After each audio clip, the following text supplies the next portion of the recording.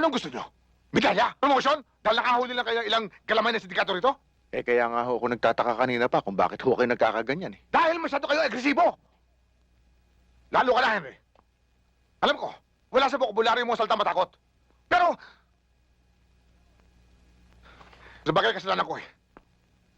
Dapat nasabi ko sa inyo na ititimbre nyo muna sa akin bago nyo bagayin ang grupong yan. Ngayon ko lang narinig na ang batas pala may pinipili.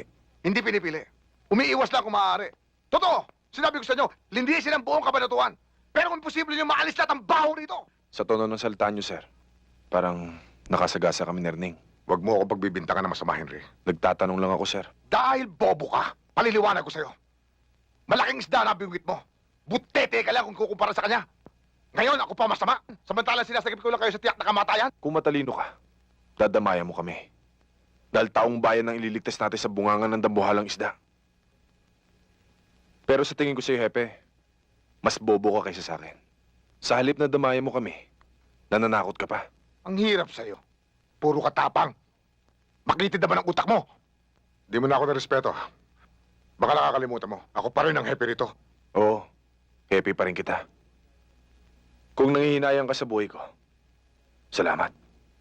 Pero tanda mo, kapag napatunayan ko nakasama ka sa mabawang hininga na lilinisin ko, isasara ko ng permanente yung bunganga mo. Pati butas ng ilong mo, tatakpan ko ng bala.